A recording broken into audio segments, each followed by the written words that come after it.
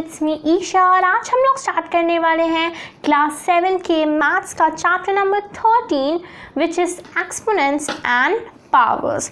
तो अभी तक हम लोग मतलब लाइक अलग अलग टाइप के चैप्टर्स देख लिए थे। अब ये हमारा सबसे डिफरेंट चैप्टर है और किन्हीं बच्चों को पता होगा ये चैप्टर के बारे में है क्या, लेकिन बहुत सारे बच्चों को नहीं पता रहता कि ये एक्सपोनेंट्स और ये पावर्स क्या होते हैं। ओके, सो आज हम लोग देखेंगे, मतलब एकदम बेसिक टॉपिक से स्टार्ट करने वाले हैं।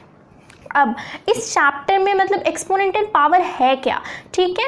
अब यहाँ पे आप लोग देखो, यहाँ पे क्या लिखा है मैंने 2 और ऊपर क्या है एक छोटा सा 4 है।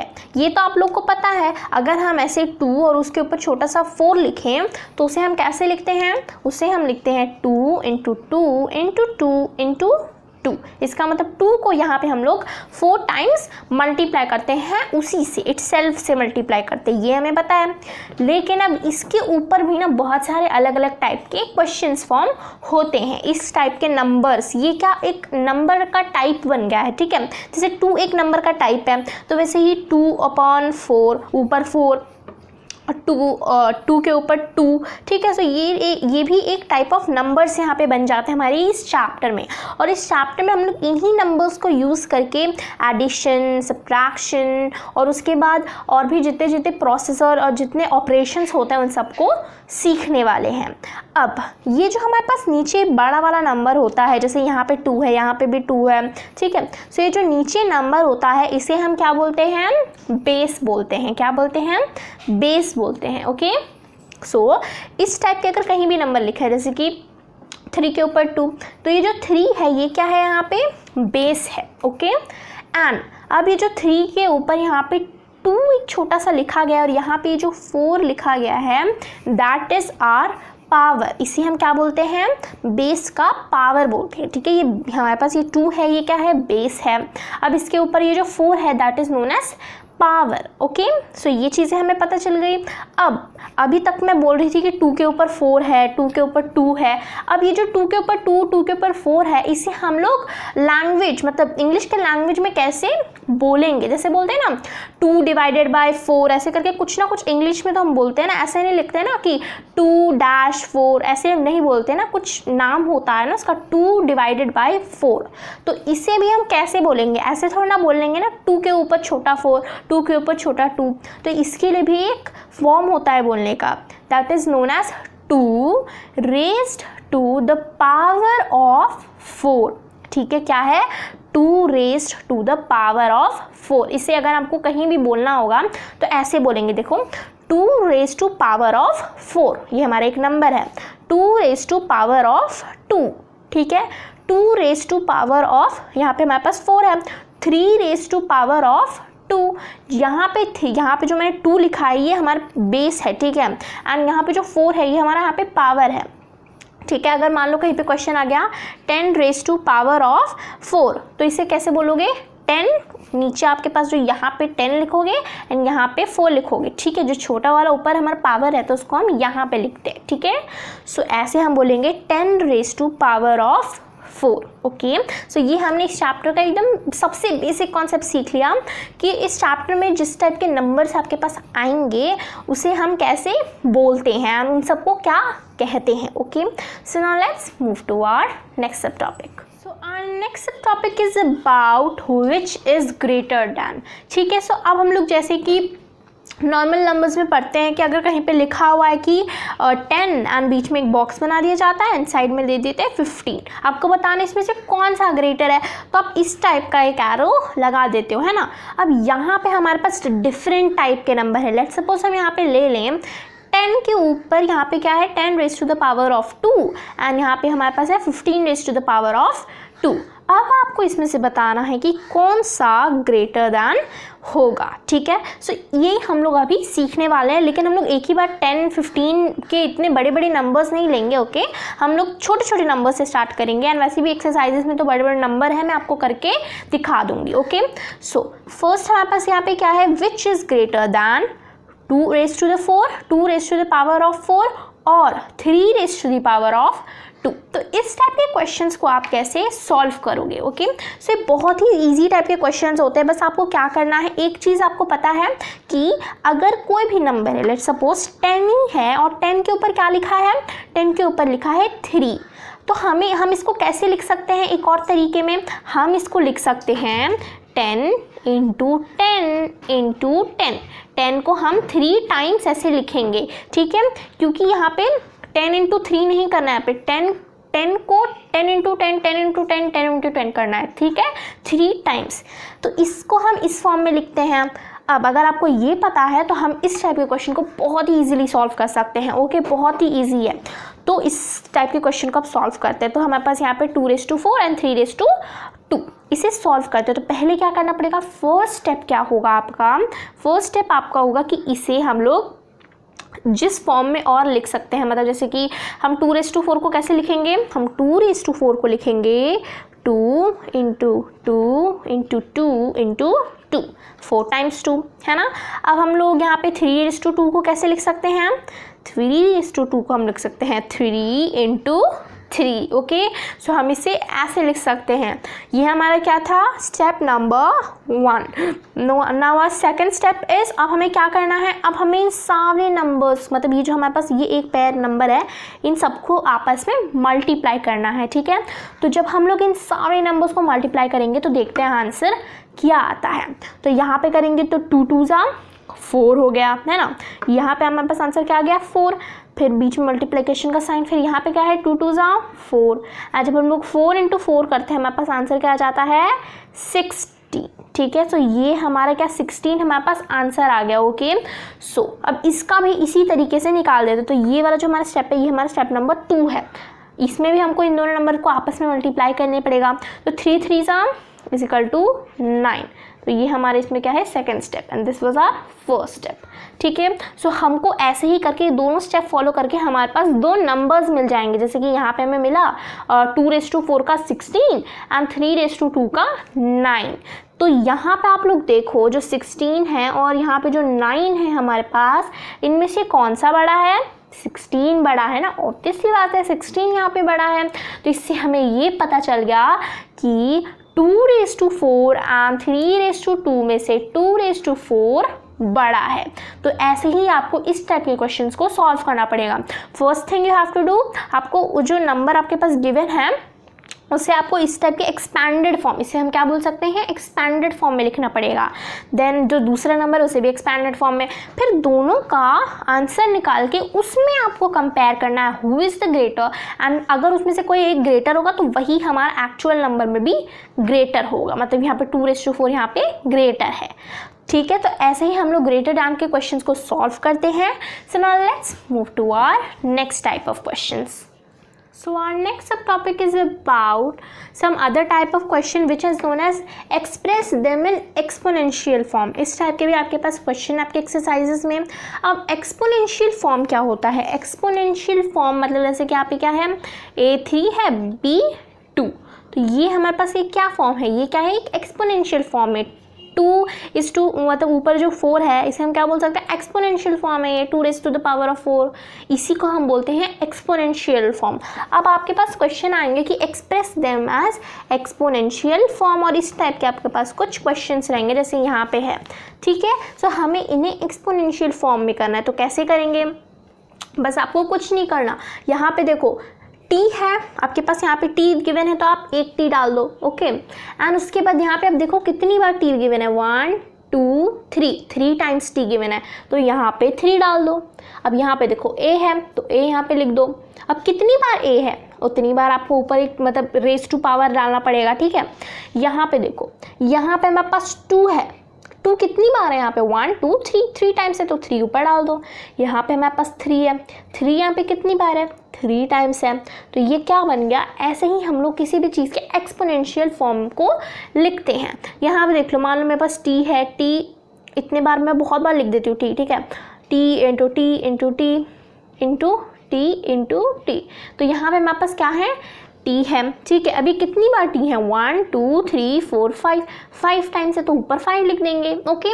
सो ऐसे ही हम लोग एक्सपोनेंशियल फॉर्म, मतलब लाइक एक्सपोनेंशियल फॉर्म हम लोग ऐसे ही लिखते हैं अगर हमको इस टाइप का कुछ एक्सपैंडेड फॉर्म गिवन होता है तो, ठीक है। So now let's move to our next topic. So our next topic is about sum, what we can say like sum आपके पास एक formulas type है, ओके। सो ये बहुत ही easy, आप अच्छे से समझ लोगे आपको पूरा चैप्टर एकदम क्लियर हो जाएगा, एकदम बहुत ही अच्छे से क्लियर हो जाएगा, ठीक है। सो ये हमारे पास कुछ मतलब ऑलमोस्ट 5 to 6 फॉर्मूलाज होते हैं, ठीक है। आप इन्हें अच्छे से समझ लो। यहाँ पे मैंने 4 लिखे हैं जो एकदम सेम टाइप से दिखते हैं, तो हम लोग पहले तो इनके बीच में डिफरेंस देखेंगे, उसके बाद देखेंगे ये मतलब एक एक एग्जाम्पल इनके ऊपर सॉल्व करेंगे, ओके। सो फर्स्ट थिंग हमारे पास फर्स्ट फॉर्मूला यहाँ पे क्या है, अंडर सेम बेसिस, ठीक है। मतलब यहाँ पे मैंने खुद से लिखा है सेम बेसिस, ठीक है। यहाँ पे सेम बेसिस की मैं मतलब बताऊँगी आपको। ये फर्स्ट फॉर्मूला यहाँ पे क्या है, a to the power of m है, यहाँ पे a raise to the power of m है, फिर यहाँ पे a raise to the power of n is equal to a m plus n, ठीक है। सो इस क्वेश्चन में आप देख सकते हो कि यहाँ पे जो आपके पास बेसिस है, बेसिस किसको बोलते हैं, जो नीचे वाले हमारे पास यहाँ पे नंबर हैं, ये मतलब जो नीचे का हमारे पास यहाँ पे लिखा होता है उसको हम बेस बोलते हैं, ठीक है। इसलिए यहाँ पे मैंने खुद से हेडिंग डाल दिया सेम बेसिस, ताकि आपको अच्छे से समझ में आए, ठीक है। अगर मल्टीप्लिकेशन का प्रोसेस हो रहा है एंड वहाँ पे क्या है, लेट्स सपोज यहाँ पे ले लेती हूँ मल्टीप्लिकेशन हो रहा है एंड यहाँ पे दोनों का सेम बेसिस है ना, भले ही जो ऊपर वाला है वो दोनों अलग है, जैसे यहाँ पे देखो m है, यहाँ पे देखो n है, तो भले ही नीचे वाला सेम है, भले ही ऊपर वाला अगर अलग है तो उसको हम कैसे लिख सकते हैं, इन दोनों को हम लोग क्या ले लेंगे, 4 एक ले लेंगे और जो ऊपर वाली दोनों नंबर है उन सबको हम क्या कर देंगे, ऐड कर देंगे, ठीक है। तो जब हम इसे ऐसे सॉल्व करेंगे तो हमारे पास आंसर आ जाएगा 4 raised to the power of 5। तो ऐसे हम मल्टीप्लिकेशन का प्रोसेस करते हैं इस टाइप के क्वेश्चन में जिसमें नीचे वाले में सेम बेसिस होते हैं, ओके। तो इससे आपको समझ में आया ना, जहाँ पे सेम बेसिस है, देखो यहाँ पे a है, यहाँ पे a है, बस ऊपर वाले अलग है, तो आपको क्या करना पड़ेगा, ये जो a है इसको यहाँ पे एक लिख लेना है, उसके बाद जो दोनों ऊपर वाले पावर हैं उन दोनों को प्लस कर देना, तो आपके पास आंसर आ जाएगा। अब यहाँ पे हमारे पास एक और चीज़ है, यहाँ पे देखो, अब ये हमने मल्टीप्लिकेशन देखा, यहाँ पे डिवीजन में सेम बेसिस पे देखो, इसका मतलब अगर डिवीजन में दोनों में सेम बेसिस है, यहाँ पे क्या हो रहा है, डिवीजन का प्रोसेस हो रहा है, और डिवीजन के प्रोसेस में अगर सेम बेसिस है, भले ही ऊपर वाले अलग हैं, तो आपको क्या करना पड़ेगा, यहाँ पे a लिखना पड़ेगा, जो नंबर यहाँ पे सेम है ना उसको यहाँ पे 1 लिख दो, और उसके बाद जो ऊपर वाले पावर है उन दोनों को क्या कर दो, आप माइनस कर दो, ठीक है, उन दोनों पावर को माइनस कर दो। अब यहाँ पे मैं वही चीज़ करके दिखाती हूँ। अब यहाँ पे देख लो, यहाँ पे अब सोच लो, ये जो 4 raised to the power 3 है, ये 4 raised to the power 2 से क्या हो रहा है, डिवाइड हो रहा है, तो यहाँ पे क्या हो जाएगा, यहाँ पे हो जाएगा 3 माइनस 2, ठीक है। यहाँ पे हम लोग 4 एक ले लिया और यहाँ पे 3 माइनस 2 लिख दिया हमने। ये वाला मतलब ये वाला हमने फॉर्मूला फॉलो करके यहाँ पे ये वाला काम कर दिया। उसके बाद आप क्या करोगे, उसके बाद आप यहाँ पे 4 लिख दो और उसके बाद जो ऊपर वाला नंबर आप उसको माइनस कर दो, तो 3 में से अगर हम लोग 2 को माइनस कर देंगे हमारे पास क्या बच जाएगा, 1 बच जाएगा। 1 को लिखने की ज़रूरत भी नहीं है, हम ऐसे भी छोड़ सकते हैं, ठीक है। सो ऐसे हमको इस डिवीजन के प्रोसेस को, मतलब डिवीजन वाले क्वेश्चन में जहाँ पे सेम बेस है, मतलब यहाँ पे नंबर अगर सेम है बस पावर ऊपर वाला अलग होगा, तब हम ऐसा प्रोसेस को इस्तेमाल करते हैं। फिर क्या करना पड़ेगा, अगर ऊपर वाला अलग है तो यहाँ पे डिवीजन में माइनस करना है और मल्टीप्लिकेशन में बस प्लस करना है, अगर सेम बेसिस है तो। इफ सेम बेसिस तो फिर क्या करना पड़ेगा, आपको मल्टीप्लिकेशन में प्लस करना पड़ेगा, डिवीजन में माइनस करना पड़ेगा। आई होप आप लोग को समझ में आ रहा है, तो आप इसको अच्छे से दिमाग में रख लो। तो इसीलिए मैंने यहाँ पे हेडिंग लिख दी है सेम बेसिस। सेम बेसिस के अंदर ये दोनों चीज़ें फॉलो होती हैं। अब आते हैं हम लोग अपने दूसरे टॉपिक पर, विच इज़ डिफरेंट बेसिस। अब इसको बाद में समझेंगे डिफरेंट बेसिस, पहले थर्ड वाला हम लोग समझ लेते हैं। Third one is a raised to the power of m multiplied by b raised to the power of m is equal to a into b whole power m। Okay, so ये हमारे पास एक नेक्स्ट फॉर्मूला है, third formula है। तो ये कब काम आएगा, ये काम आएगा जब आपके पास डिफरेंट बेसिस होंगे। यहाँ पे देखो, इस मल्टीप्लिकेशन में दोनों a है, इस मल्टीप्लिकेशन में देखो दोनों a नहीं है, एक b है और एक a है। दोनों अलग अलग नंबर है। एग्जाम्पल से समझते हैं। 4⁻² मल्टीप्लाइड बाय 5⁻²। ठीक है, यहाँ पे क्या हो रहा है, यहाँ पे जो हमारे पास ऊपर वाले नंबर है वो क्या है, सेम है। ये देखो यहाँ पे m और m ही है ना, यहाँ पे भी 2 और 2 ही है, और यहाँ पे क्या है 4 और 5 है, अलग अलग नंबर है। तो यहाँ पे हम लोग सेम बेस वाला फॉर्मूला नहीं यूज़ कर सकते। सेम बेस में क्या था, ऊपर वाले अलग थे और नीचे वाले सेम थे। अब डिफरेंट बेस में क्या है, नीचे वाले डिफरेंट है और ऊपर वाले सेम है। तो इस टाइप के क्वेश्चन को करने के लिए हमें क्या करना पड़ेगा, दोनों जो a और b है ना उसे ब्रैकेट में लिखना पड़ेगा 4 × 5, और जो ऊपर हमारे पास ये जो नंबर है एक सेम ही है ना, तो इसको यहाँ पे 2 लिख देना, एक 2 लिख देना हमको।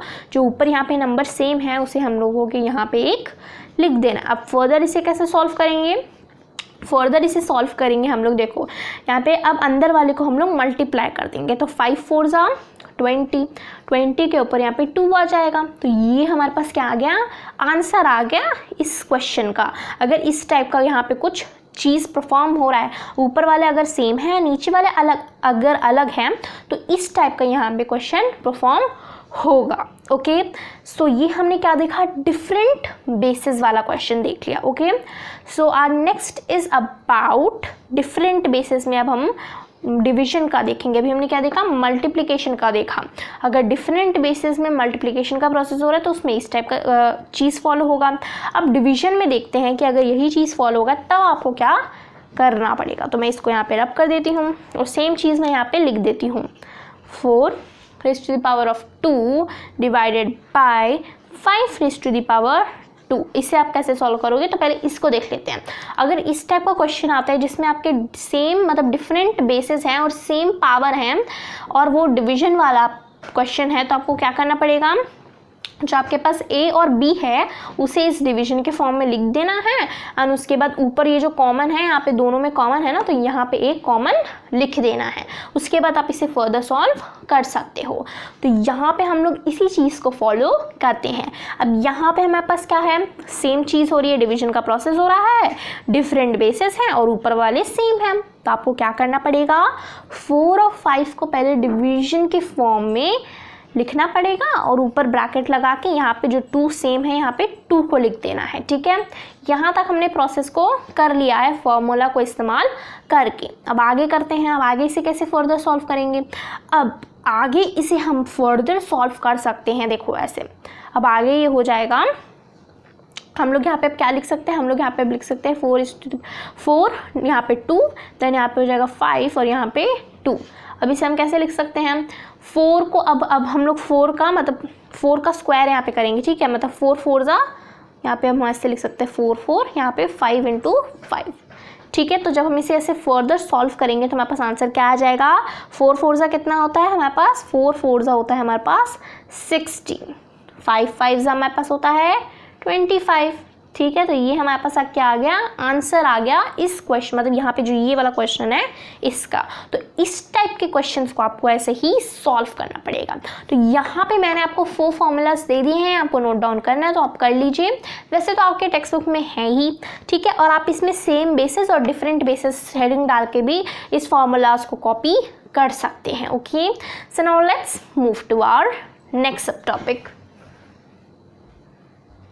Our last subtopic of this chapter is about more 2 formulas। ठीक है, अभी मैंने बोला था 4 formulas अभी मैंने आपको सिखाए, यहाँ पे 2 थे, यहाँ पे 2 थे, सेम बेसिस डिफरेंस बेसिस मैंने अभी आपको बताया। अब हमारे पास नेक्स्ट बाकी के 2 हैं विच आर वेरी इजी, बहुत छोटे छोटे हैं, इसलिए मैंने लास्ट पेज में इसमें इसको ले लिया है, एंड में इसको ले लिया। ठीक है, सो 5th और 6th फार्मूला क्या है, तो 5th फार्मूला पहले देखते हैं। 5th फार्मूला ऐसा फार्मूला है, अगर मान लो कहीं लेट्स सपोज आपको ऐसे दे दिया गया है 4 2, फिर आपको ब्रैकेट में फिर यहाँ पे दे दिया गया है 2। ठीक है, इस टाइप का क्वेश्चन दिया तो आप इसको कैसे सॉल्व करोगे, है ना। अब मतलब आप इसको अच्छे से समझ नहीं पाओगे या फिर कर नहीं पाओगे क्योंकि आपको पता नहीं है।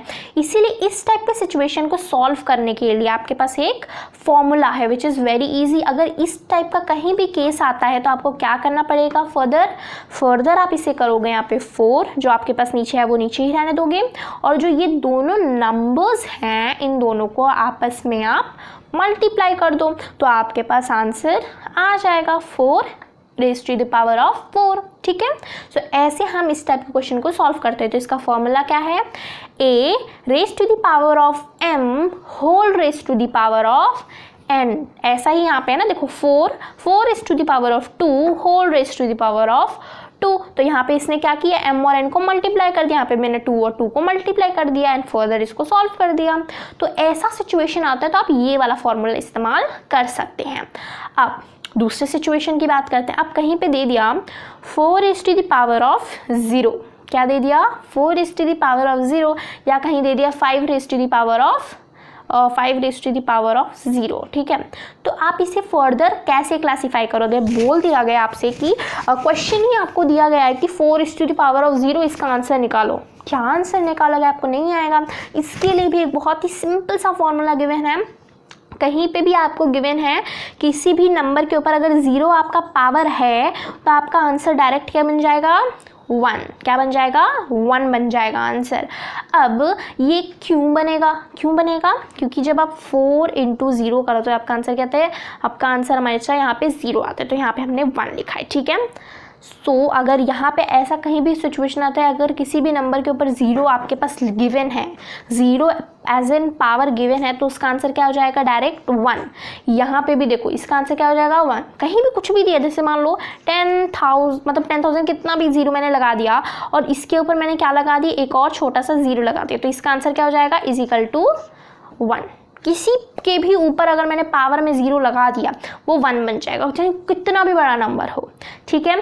सो ये हमने क्या देख लिया, यहाँ पे हमने 6 फॉर्मूलाज देख लिए जो आपके इस चैप्टर से लेकर आपके आने वाले जितने भी चैप्टर्स होंगे या फिर मैं कह लूँ जितने भी क्लासेस होंगे उन सब में काम आएगा। तो आपको इसको अच्छे से समझना पड़ेगा एंड लर्न करना पड़ेगा, ओके। एकदम माइंड में रख के इसको लर्न करना पड़ेगा। तो यहीं पे हमारी क्लास 7 के मैथ्स का chapter number 13 exponents and powers का इंट्रोडक्शन खत्म होता है। एंड यहाँ पे मैंने लिखा है पार्ट 1, तो मेरे हिसाब से पार्ट 1 में ही पूरा इंट्रोडक्शन खत्म हो गया है। तो यहीं पे पूरे चैप्टर का इंट्रोडक्शन खत्म हो जाता है, ठीक है। सो पार्ट 2 बनाने की मेरे हिसाब से ज़रूरत नहीं है। एंड प्लीज़ मेरे चैनल को सब्सक्राइब कर दीजिए और बेल आइकन दबा दीजिए ताकि आने वाली सारी वीडियो की नोटिफिकेशन आपको जल्द से जल्द मिल जाए। और अगर आपको ये वीडियो अच्छी लगती है तो इस वीडियो को लाइक कीजिए और अपने फैमिलीज और फ्रेंड्स के साथ ये वीडियो शेयर कीजिए। Thank you.